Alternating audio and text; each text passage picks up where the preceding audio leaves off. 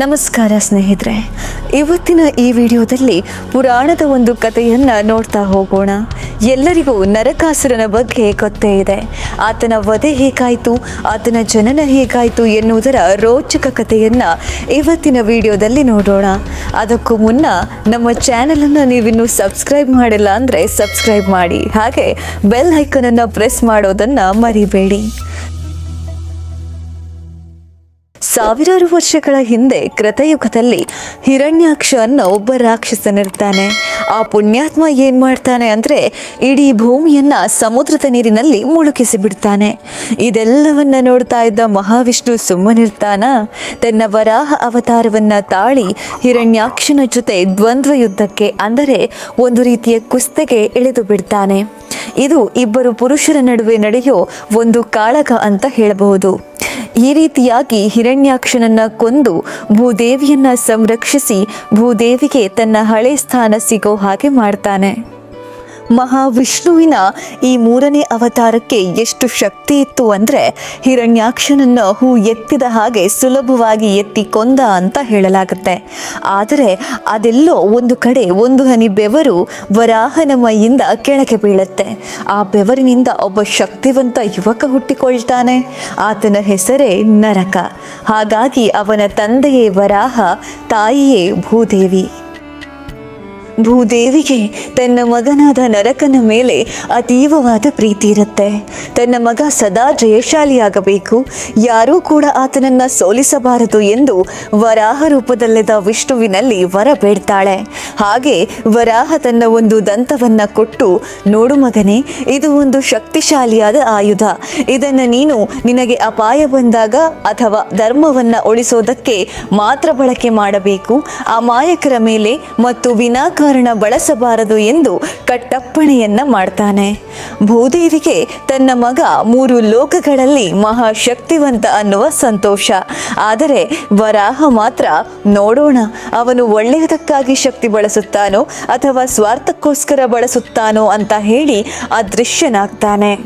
ಮೊದಲಿಗೆ ಸರಿಯಾಗಿ ಇದ್ದ ನರಕ ನಂತರ ಬಾಣಾಸುರ ಅನ್ನೋ ರಾಕ್ಷಸನ ಫ್ರೆಂಡ್ಶಿಪ್ ಮಾಡಿ ನರಕ ಕೂಡ ಅಸುರನಾಗಿ ಪರಿವರ್ತನೆಯಾಗಿ ಬಿಡ್ತಾನೆ. ತಪಸ್ಸನ್ನ ಮಾಡಿ ಬ್ರಹ್ಮನನ್ನ ಒಲಿಸಿಕೊಳ್ತಾನೆ. ಹಾಗೆ ತನ್ನ ತಾಯಿಯಿಂದ ಮಾತ್ರ ತನಗೆ ಸಾವು ಅನ್ನೋ ವರವನ್ನ ಕೂಡ ಪಡಿತಾನೆ. ವಿಪರೀತ ಬಲಶಾಲಿಯಾದರೂ ಕೂಡ ಮಹಾ ಅಧರ್ಮಿಯಾಗಿರ್ತಾನೆ. ಪ್ರಾಗ್ಜ್ಯೋತಿಷ್ಯಪುರ ಅಂದರೆ ಇವತ್ತಿನ ಗುವಾಹಟಿಯಲ್ಲಿ ತನ್ನ ರಾಜ್ಯವನ್ನ ಕೂಡ ಸ್ಥಾಪಿಸಿಕೊಳ್ತಾನೆ ನರಕ. ಒಳ್ಳೆಯವರಿಗೆ ತೊಂದರೆ ನೀಡ್ತಾ ಕೆಟ್ಟ ರಾಕ್ಷಸರ ರಾಜ್ಯವನ್ನ ಬೆಳೆಸ್ತಾನೆ. 16,000 ಸ್ತ್ರೀಯರನ್ನ ತನ್ನ ಅರಮನೆಯಲ್ಲಿ ಬಂಧಿಸಿಡ್ತಾನೆ.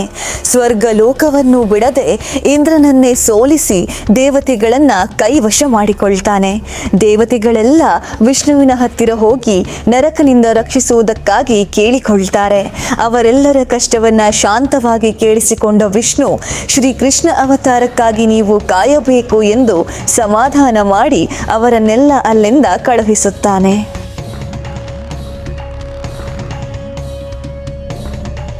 ಕೃತಯುಗ ಮುಗಿಯುತ್ತೆ. ನಂತರ ತ್ರೇತಾಯುಗ ಬರುತ್ತೆ. ಅದಾದ ಮೇಲೆ ದ್ವಾಪರ ಯುಗ ಬರುತ್ತೆ. ದ್ವಾಪರ ಯುಗದಲ್ಲಿ ಮಹಾವಿಷ್ಣು ಶ್ರೀಕೃಷ್ಣನ ರೂಪದಲ್ಲಿ ಅವತಾರ ಎತ್ತಿ ಭೂಮಿಗೆ ಬಂದಿರ್ತಾನೆ. ಮಹಾ ಅಧರ್ಮಿ, ಕ್ರೂರಿಯಾದ ಕಂಸ ಮುಂತಾದ ಅನೇಕ ರಾಕ್ಷಸರ ವಧೆ ಕೂಡ ಆಗತ್ತೆ. ಆದರೆ ಈ ನರಕ ಮಾತ್ರ 3 ಹೊತ್ತು ಚೆನ್ನಾಗಿ ತಿಂದು ಜನರಿಗೆ ತೊಂದರೆ ನೀಡ್ತಾ ಬಲಶಾಲಿಯಾಗೇ ಇದ್ದ. ಇಂದ್ರನನ್ನ ಮತ್ತೆ ಮತ್ತೆ ಕೆಣಕ್ತಾ ಇದ್ದ ನರಕಾಸುರ ಆತನ ತಾಯಿಯ ಕಿವಿಯೋಲೆಯನ್ನ ಕಿತ್ತು ತರ್ತಾನೆ. ಈ ಸಮಯದಲ್ಲಿ ಇಂದ್ರ ಕೃಷ್ಣನ ಸಹಾಯ ಕೇಳ್ತಾನೆ. ಕೃಷ್ಣನ ಹೆಂಡತಿ ಸತ್ಯಭಾಮಿಗೆ ಈ ವಿಚಾರ ಕೇಳಿ ದುಃಖವಾಗಿ ಪ್ರಪಂಚಕ್ಕೆ ತಾಯಿಯಾದ ಅದಿತಿ ದೇವಿಗೆ ಈ ರೀತಿಯ ಅವಮಾನ ಮಾಡಿದ ನರಕಾಸುರನನ್ನ ಸುಮ್ಮನೆ ಬಿಡಬಾರದು ಅಂತ ಕೃಷ್ಣನಲ್ಲಿ ಕೇಳಿಕೊಳ್ತಾಳೆ. ಹೆಂಡತಿ ಮಾತಿಗೆ ಕೃಷ್ಣ ಇಲ್ಲ ಎಂದು ಹೇಳುವುದುಂಟೆ. ಅತ್ಯಂತ ಕ್ರೂರಿ ಹಾಗೂ ಮಹಾಪಾಪಿಯಾದ ನರಕಾಸುರನ ಸಂಹಾರಕ್ಕೆ ಸಿದ್ಧನಾಗ್ತಾನೆ. ಈ ಒಂದು ಅವಕಾಶಕ್ಕಾಗಿ ಕಾಯುತ್ತಿದ್ದ ಕೃಷ್ಣ ವಿಷ್ಣುವಿನ ವಾಹನವಾದ ಗರುಡನನ್ನ ಕರೀತಾನೆ. ಕೃಷ್ಣ ತನ್ನ ಆಯುಧವಾದ ಸುದರ್ಶನ ಚಕ್ರ ಮತ್ತು ಇನ್ನಿತರ ಆಯುಧಗಳನ್ನು ತೆಗೆದುಕೊಂಡು ಗರುಡವನ್ನೇರಿ ಹೊರಡಬೇಕಾದ್ರೆ ಸತ್ಯಭಾಮೆಯೂ ಕೂಡ ಬರುವುದಾಗಿ ಕೇಳಿಕೊಳ್ತಾಳೆ. ಶ್ರೀಕೃಷ್ಣ ಸತ್ಯಭಾಮೆ ಸಮೇತನಾಗಿ ಪ್ರಾಗ್ಜ್ಯೋತಿಷ್ಯಪುರಕ್ಕೆ ಹೊರಡುತ್ತಾನೆ. ನರಕಾಸುರ ಬೇರೆ ರಾಕ್ಷಸರ ರೀತಿ ಬರೀ ಕ್ರೂರಿಯಾಗಿಲ್ಲದೆ ಬುದ್ಧಿವಂತ ಕೂಡ ಆಗಿರ್ತಾನೆ. ತನ್ನ ನಗರಕ್ಕೆ 4 ರೀತಿಯ ರಕ್ಷಣೆಯನ್ನ ನಿರ್ಮಿಸಿಕೊಂಡಿರುತ್ತಾನೆ. ಮೊದಲನೆಯದಾಗಿ ರಕ್ಷಣೆ ಬಂಡೆಗಳಿಂದ ಕೂಡಿದ ಪರ್ವತ. ಗರುಡ ಅದನ್ನು ತನ್ನ ಕೊಕ್ಕಿನಿಂದ ಜೋರಾಗಿ ಕೊಕ್ಕಿ ಪುಡಿ ಮಾಡುತ್ತಾನೆ. ಜ್ಯೋತಿಷ್ಯಪುರದ ಹೆಬ್ಬಾಗಿಲು ತಲುಪುತ್ತಾನೆ.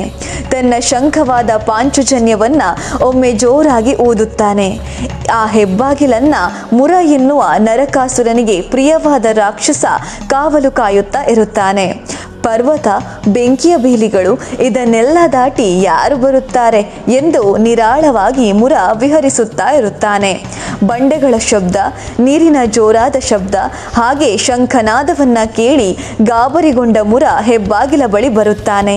ಇಲ್ಲಿ ಕೃಷ್ಣ ಹಾಗೆ ಮುರನ ನಡುವೆ ಒಂದು ಮಹಾಯುದ್ಧವೇ ನಡೆದು ಹೋಗುತ್ತೆ.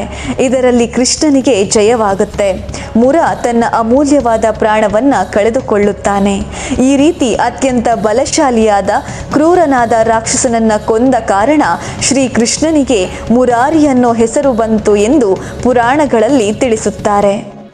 ಕಟ್ಟಕಡೆಯದಾಗಿ ನರಕಾಸುರನ 11 ಅಕ್ಷೋಹಿಣಿ ಸೇನೆ ಕೃಷ್ಣನಿಗೆ ಎದುರಾಗುತ್ತೆ. ಆದರೆ ಆ ಸೈನ್ಯ ಸಂಪೂರ್ಣವಾಗಿ ನಾಶವಾಗುತ್ತೆ. ಕೊನೆಯದಾಗಿ ವಿಧಿ ಇಲ್ಲದೆ ನರಕಾಸುರನೇ ಶ್ರೀಕೃಷ್ಣನ ಎದುರು ಬರಬೇಕಾಗತ್ತೆ. ಕೃಷ್ಣ ಹಾಗೆ ನರಕನ ನಡುವೆ ಅನೇಕ ದಿನಗಳ ಯುದ್ಧ ನಡೆಯುತ್ತೆ. ನರಕಾಸುರ ತನ್ನ ಎಲ್ಲ ಅಸ್ತ್ರಗಳನ್ನು ಉಪಯೋಗಿಸಿದರೂ ಕೃಷ್ಣನ ಎದುರು ಸೋಲುತ್ತಾನೆ. ಕೊನೆಯದಾಗಿ ವರಾಹ ನೀಡಿದ್ದ ದಂತದಿಂದ ಮಾಡಿದ ತ್ರಿಶೂಲದಂತಹ ಒಂದು ಆಯುಧ ಮಾತ್ರ ಉಳಿದಿತ್ತು. ಆದರೆ ಅದನ್ನ ಅಧರ್ಮಕ್ಕೆ ಬಳಸುವಂತೆ ಇರಲಿಲ್ಲ. ಆದ್ದರಿಂದ ಆ ತ್ರಿಶೂಲ ಕೂಡ ಕೃಷ್ಣನ ಮುಂದೆ ನಡೆಯಲಿಲ್ಲ. ಇದರಿಂದ ಗಾಬರಿಗೊಂಡ ನರಕಾಸುರ ವರಾಹನ ದಂತವೇ ಸೋತಿದೆ ಎಂದರೆ ತನ್ನ ಅಂತ್ಯಕಾಲ ಬಂದಿರಬೇಕು ಅಂದುಕೊಳ್ಳುತ್ತಾನೆ. ಅದೇ ಸಮಯಕ್ಕೆ ನರಕಾಸುರನಿಗೆ ತನಗಿರುವ ವರದ ಜ್ಞಾಪಕವಾಗತ್ತೆ. ತನ್ನ ತಾಯಿಯಿಂದ ಮಾತ್ರ ತನಗೆ ಸಾವು ಅಂದ ಮೇಲೆ ಸತ್ಯಭಾಮೆಯೇ ತನ್ನ ತಾಯಿ, ಶ್ರೀಕೃಷ್ಣನೇ ತನ್ನ ಹಿಂದಿನ ಜನ್ಮದ ವರಾಹನಲ್ಲದೆ ಬೇರಾರೂ ಅಲ್ಲ ಅನ್ನೋದು ಆತನಿಗೆ ಅರಿವಾಗಲಿಕ್ಕೆ ಶುರುವಾಗತ್ತೆ. ಕೃಷ್ಣ ಹಾಗೂ ಸತ್ಯಭಾಮೆಯ ಬಾಣದಿಂದ ನೆಲಕ್ಕುರುಳಿದ ನರಕ ತನ್ನ ಕೆಟ್ಟ ಕಾರ್ಯಕ್ಕೆ ಪಶ್ಚಾತ್ತಾಪ ಪಟ್ಟು ಸಾಯುವ ಮುನ್ನ ಕೃಷ್ಣ ಹಾಗೂ ಸತ್ಯಭಾಮೆಯ ಬಳಿ ವರವನ್ನ ಕೇಳ್ತಾನೆ. ತಾನು ಸತ್ತ ಈ ದಿನ ನರಕ ಚತುರ್ದಶಿ ಎಂದು ಪ್ರಸಿದ್ಧಿಯಾಗಲಿ, ಹಾಗೆ ಜಗತ್ತು ದೀಪಗಳಿಂದ ನರಕನ ವಧೆ ಆಚರಿಸಲಿ ಎಂದು ವರವನ್ನ ಪಡೀತಾನೆ. ಶ್ರೀಕೃಷ್ಣ ನರಕ ಬಂಧಿಸಿದ್ದ 16,000 ಸ್ತ್ರೀಯರನ್ನ ಬಿಡುಗಡೆಗೊಳಿಸುತ್ತಾನೆ. ನರಕಾಸುರನ ಮಗನಾದ ಭಗದತ್ತನನ್ನ ಆ ರಾಜ್ಯಕ್ಕೆ ರಾಜನನ್ನಾಗಿ ಮಾಡುತ್ತಾನೆ. ನಂತರ ಸ್ವರ್ಗದಲ್ಲಿರುವ ಇಂದ್ರನಿಗೆ ಅದಿತಿ ದೇವಿಯ ಓಲೆಗಳನ್ನ ಹಿಂತಿರುಗಿಸುತ್ತಾನೆ. ಇದಿಷ್ಟು ಶ್ರೀಕೃಷ್ಣ ಸತ್ಯಭಾಮೆ ನರಕಾಸುರನನ್ನ ವಧಿಸಿದ ಬಗ್ಗೆ. ಈ ವಿಡಿಯೋ ನಿಮಗೆ ಇಷ್ಟವಾಗಿದ್ದರೆ ಲೈಕ್ ಮಾಡಿ, ಚಾನಲ್ ಅನ್ನು ಸಬ್ಸ್ಕ್ರೈಬ್ ಮಾಡಿ. ನಮಸ್ಕಾರ.